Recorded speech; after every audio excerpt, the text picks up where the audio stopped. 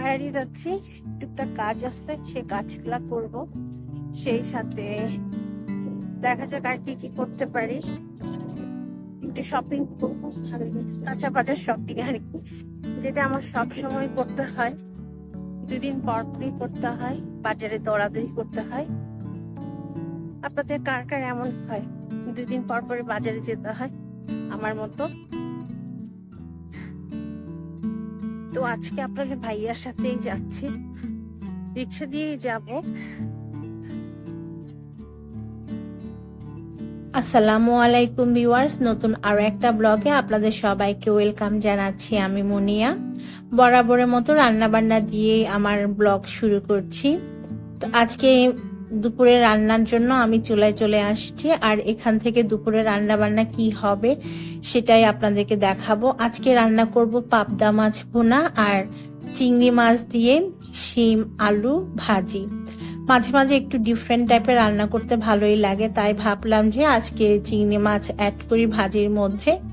কারা কারা এরকম ভাজির মধ্যে চিংড়ি মাছ দেন কমেন্ট করে জানাতে পারেন। আমি কিন্তু দেই, অনেক সময় দেখা যায় চিচিঙ্গা ভাজিতে দেই, আলু ভাজিতেও দিয়ে থাকি, তারপর বিভিন্ন ধরনের শাক বোনার সময় কিন্তু আমি দিয়ে থাকি। তো আসলে রান্নাটা হচ্ছে এক্সপেরিয়েন্সের ব্যাপার। আপনি যত রান্না করবেন ততই নতুন নতুন অভিজ্ঞতা হবে, নতুন কিছু শিখবেন, আর ট্রাই করতে করতে দেখবেন আপনার আয়ত্তের মধ্যে চলে আসছে। আর এসব রান্না তো সাদা মাটা রান্না, আমাদের রেগুলার রান্না, এগুলা সবাই পারে। তো যাই হোক, আপনাদের সাথে তাও শেয়ার করছি। তো আমি চিংড়ি মাছগুলোকে খুব ভালোভাবে ধুয়ে নিয়ে এখন মশলার সাথে কষিয়ে নিচ্ছি। মশলা বলতে হলুদ, ধনে আর লাল মরিচের গুঁড়া দিয়েছে অল্প করে। তারপর মশলা খুব ভালোভাবে তেল পেঁয়াজের সাথে কষিয়ে নিব। 2 মিনিট কষানোর পরে এর মধ্যে ভাজি দিয়ে দিব। এভাবে করে কিন্তু আপনারা চিচিঙ্গা ভাজিও করতে পারেন, মূলা ভাজিও করতে পারেন, বা ফুলকপি ভাজিও করতে পারেন। আসলে এটা ডিপেন্ড করে যে যেমনটা তৈরি করতে চায় আর কি, রান্না করতে চায়। এক এক মানুষের রান্নার হাত যেহেতু আলাদা, রান্নার ধরন যেহেতু আলাদা, আবার এক এক এলাকার রান্নার স্টাইলও আলাদা, তাই যে যে এলাকার সে সেই রকম টাইপেরই রান্না বান্না করে। তো আমি হচ্ছে মিক্সড, আমার যখন যেটা মন চাই আমি তেমন ভাবে রান্না করি, কোনো ধরা বাঁধা নিয়ম নাই, যখন যেটা ইচ্ছা করে সেটাই করি। তো ভাজিতে একটু ঝালের জন্য কাঁচামরিচ কুচিও দিয়ে দিচ্ছি। এভাবে কাঁচামরিচ দিলে ঝালটা বের হয়, যেহেতু লাল মরিচ দেই নাই, সামান্য একটু করে দিচ্ছি, তাই কাঁচামরিচটা দিতে হবে। তো আপনাদের এলাকার রান্না কেমন, খেতে কেমন, আপনারা কমেন্ট করে জানাতে পারেন আমাকে। আর আমার বাচ্চাদের যেহেতু পরীক্ষা শুরু হয়ে গেছে, বার্ষিক পরীক্ষা, তো আমি একটু ব্যস্ত, ওদের পড়াশোনা দেখতে হচ্ছে, ওদেরকে টাইম দিতে হচ্ছে। আসলে বাচ্চাদের পরীক্ষা মানে হচ্ছে মায়েদেরও পরীক্ষা, আমি এটা বলবো, কারণ বাচ্চাদের চাইতে মারা বেশি টেনশনে থাকে, মাদের বেশি চিন্তা হয়, যার কারণে বাচ্চাদের চাইতে মাকে বেশি টাইম দিতে হয় ছেলে মেয়েদের উপরে। তো আমার ছেলেদের পরীক্ষার জন্য এখন আমার পুরোটা সময় ওদেরকে দিতে হচ্ছে, ওদেরকে পড়াইতে হচ্ছে, এই আর কি। তো এর মাঝে যতটুকু সময় পাই ততটুকু আমি ভিডিও শুট করে আপনাদের সাথে শেয়ার করি। আর এখন তো নভেম্বরের লাস্টের দিকে চলে আসছে, নভেম্বরের লাস্টে কম বেশি সব স্কুলে এখন পরীক্ষা শুরু হয়ে যায়। এদিক থেকে আমি পাবদা মাছগুলোকে তেলের মধ্যে ভেজে নিচ্ছি।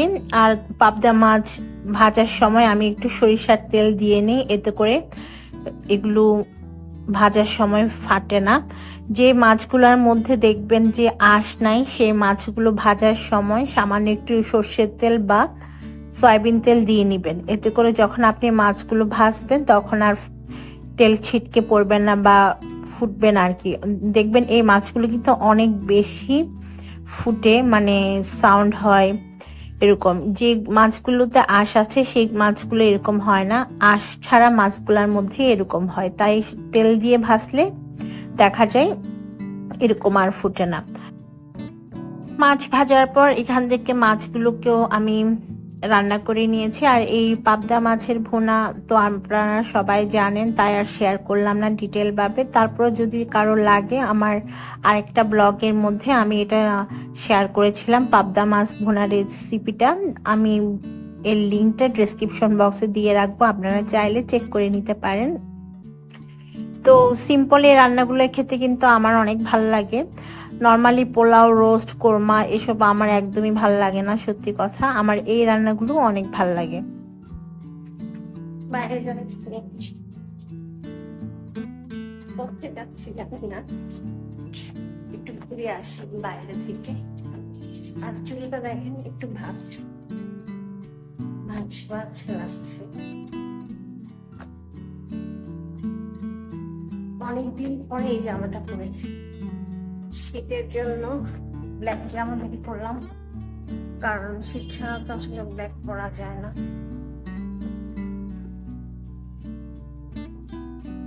আমি চলে আসছি হসপিটালে আসলাম।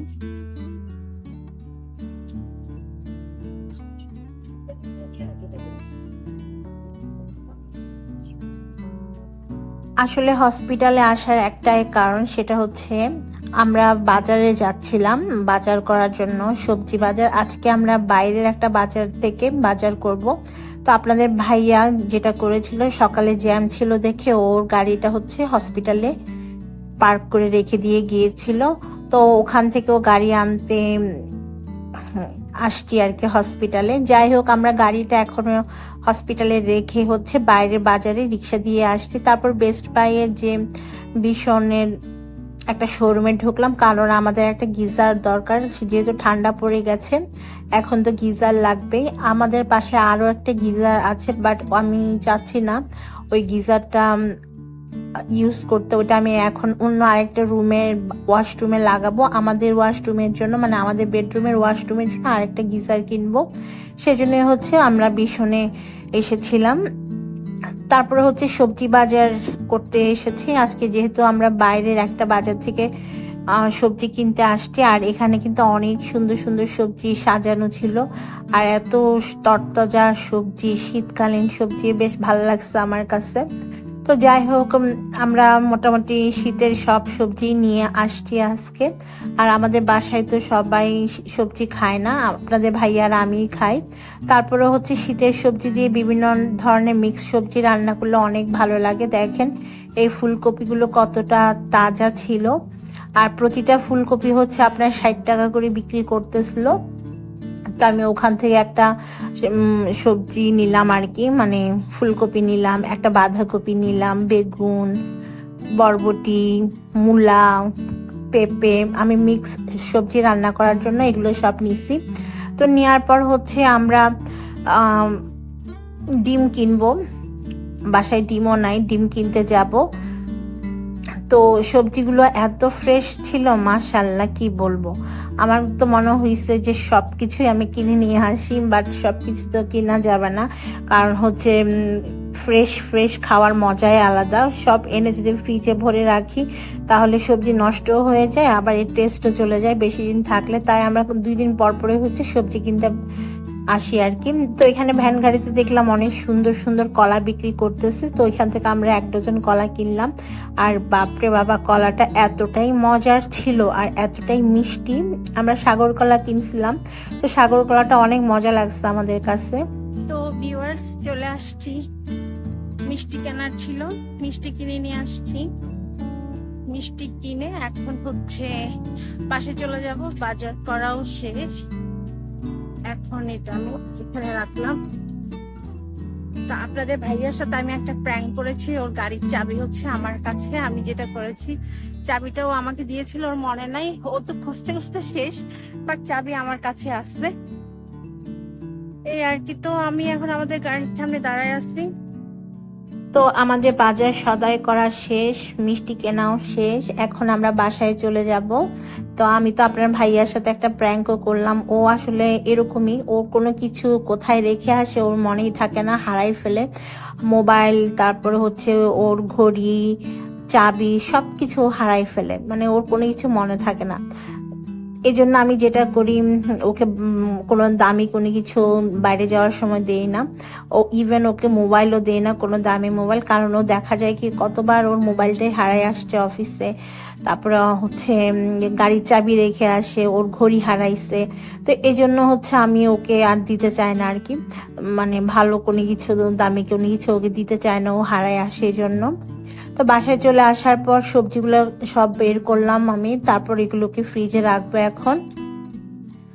তো আজকের ব্লগটা কেমন লাগছে আপনাদের কাছে আমাকে কমেন্ট করে জানাতে পারেন। আমি আজকে একদম নর্মাল ভাবে, মানে বাসায় যেরকম আমরা কথা বলি ঠিক সেরকম ভাবে ব্লগটা করার চেষ্টা করছি। জানি না পারছি কিনা, তবে ট্রাই করছি আর কি।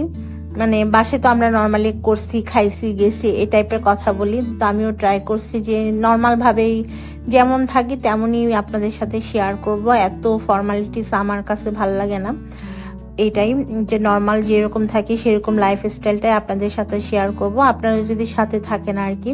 তো আশা করছি আপনাদের কাছে ভালো লাগছে আমার আজকের ব্লগটা। ভালো লাগলে আমার চ্যানেলটাকে সাবস্ক্রাইব করে পাশে থাকা বেল বাটনটি প্রেস করে রাখবেন। সে থেকে যারা ফেসবুক থেকে দেখছেন তারা আমার পেজটাকে ফলো দিয়ে রাখতে পারেন। বিদায় নিচ্ছি, আল্লাহ হাফেজ।